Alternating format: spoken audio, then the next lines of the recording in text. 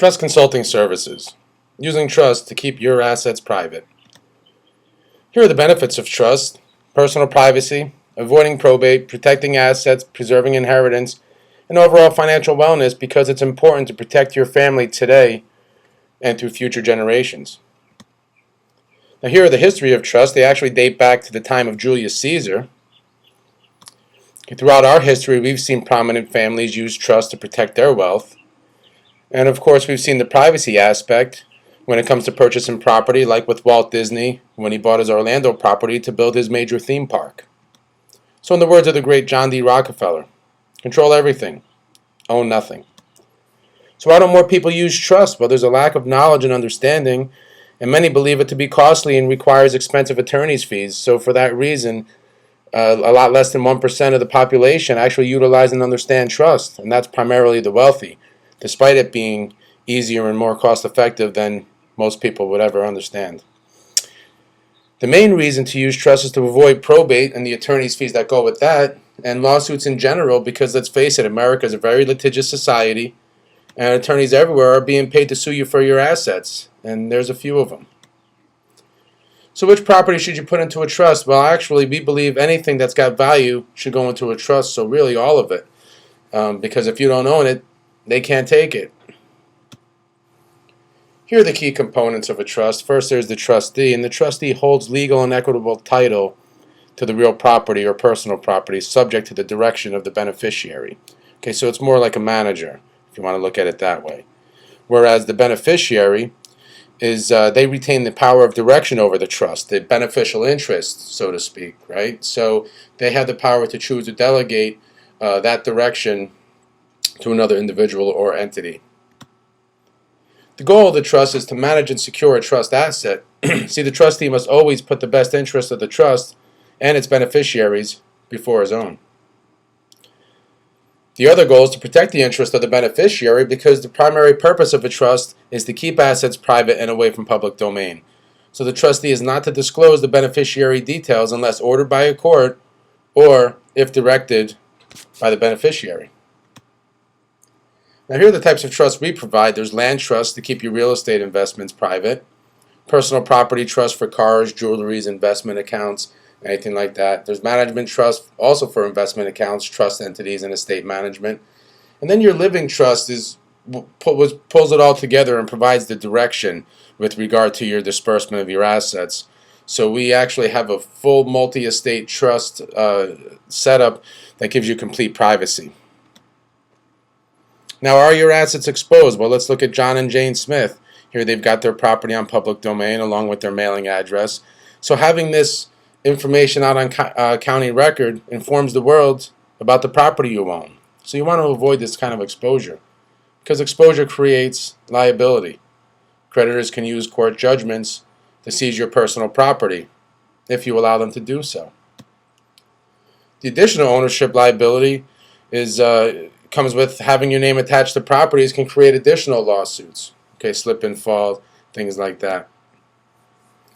So now you'll see that John and Jane have taken their name off, and they've got their property in the Main Street Land Trust with ABC Corp as the trustee, and the P.O. Box mailing address now out there in Safe Now in New York.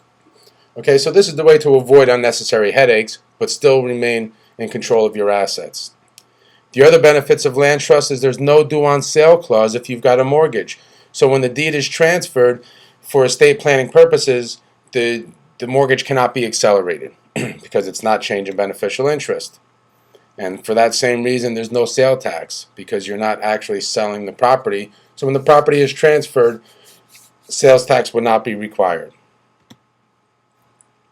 Now there's personal property trust, and your vehicle, your car or motor vehicle that you're driving, can create sometimes the most liability because you're constantly in motion.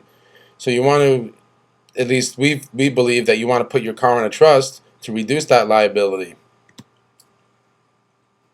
Okay, so when your car is transferred into a trust, you no longer own it. It's owned by the trust. So if somebody else has your car and has an accident, you're not personally liable. Of course, you're responsible for any damage you create on your own, but not tied to the vehicle. Other items to be placed in trust are anything that has value or could be a potential family dispute with regard to inheritance. So anything like that should be placed into a trust with direction, of course, of the living trust. So now we've got the management and direction, and we use management trust to provide direction and trustee services to land trust, personal property trust, and even living trust. Okay, management trust can also be used to manage other services. Now, living trust really is, we set it up as the beneficiary to all of the other trusts because the living trust provides direction to the entire estate, just like we mentioned earlier. Now, accounting and bookkeeping. Okay, bank accounts can be established in the name of the trust, and the trustee will be responsible for those records. But if you're not familiar with running the books for a company, you may want to consult with an accountant. Now, here's what a trust won't provide. It won't protect you from foreclosure.